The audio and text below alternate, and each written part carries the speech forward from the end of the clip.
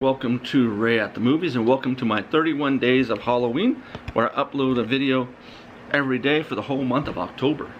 So today's is Killer Clowns from Outer Space that came out May 27, 1988. And I just want to say today's date is September 19th, 2024. And I have a lot of videos I'm cranking out. I still have like, I think 6 movies to watch, or maybe less than that. And then of course 2 Halloween specials me and William are going to watch for the last 2 episodes for 31 Days of Halloween. It's going to have me and William in it. Alright, so I want to say that I first saw Killer Clowns from Outer Space on USA Up All Night, where I see a lot of my videos of some of these movies that are hard to find was on USA Up All Night. I remember seeing the cover for the poster, and it was great, fantastic. I've rented the movie a lot. I've owned the movie on DVD.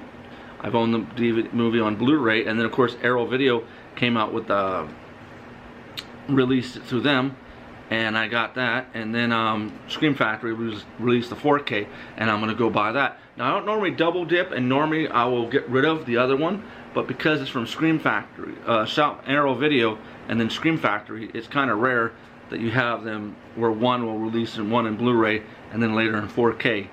They did that with the Friday the 13th remake, released that one in 4K. But they didn't do much with the movie when they released it on the box set. Alright, so this is one of my favorite movies. I love it because the clowns are creepy as hell. They're from outer space. It has a lot of humor, has a lot of carnival type, clown type things associated with the carnival and clowns, like popcorn, balloon animals, shadow puppets, cotton candy, stuff like that. I love the way the suits look. They're people in suits, but it's just fantastic. They're creepy and scary. There's some humor in it. It's one of my favorite movies. I love this movie. It's so cool and so awesome. So let's get down to the cast. All right, we have Grant Kramer, who did Wally's Wonderland, New York Evil, Hard Bodies, Raptor.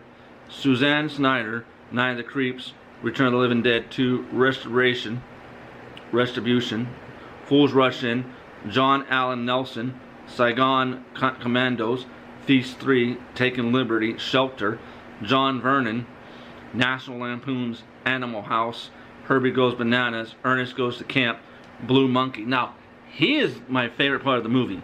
He steals the show whatever scene he is in, because he always plays a bad guy or a jerk, and he does a phenomenal job as the sheriff, who is no nonsense type sheriff who doesn't believe any of this stuff, and even kind of says a line that kind of foreshadows his demise or how he goes out. So he was one of my favorite, the highlight as part of it, besides the costumes.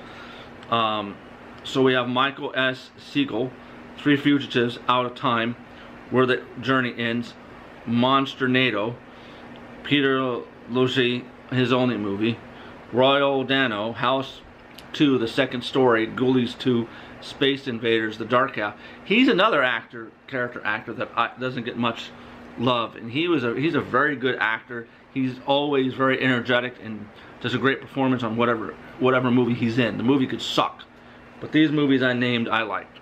Now, of course, I haven't really seen, yeah, I've seen every single one of these movies. Directed by Stephen Chiodo, his only movie that he directed, by the way. Written by Charles Chiodo, and Stephen Chiodo, of course, was written by music by John Missouri, The Wizard of Speed and Time, Snake Eater 1 through 3, Death Ring, From Dark. Here's where it goes, the story. When teenagers Mike and Debbie see a comet crash outside their sleepy small town, they investigate and discover a pack of murderous aliens who look very much like circus clowns. They try to warn the local authorities, but someone assumes their story is a prank. Meanwhile, the clowns set about harvesting and eating as many people as they can. It is not until they kidnap Debbie that Mike decides it's up to him to stop the clowns' bloody rampage. When a small town is invaded by aliens from outer space who are capturing and killing the townspeople, no one takes them seriously. Why?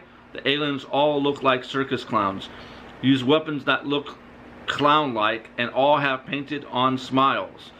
Only a few of the young people in the town realize the danger, and of course no one believes them. Armed with an ice cream truck, they try and rescue their friends. Here's the trivia. The scene in which a car is thrown over a cliff was intentionally intended to be far more spectacular. The car was to fly over the cliff and crash down to the ground. Unfortunately, the sling rope snapped because the effects crew members neglected to remove the stoppers from underneath the car's wheels.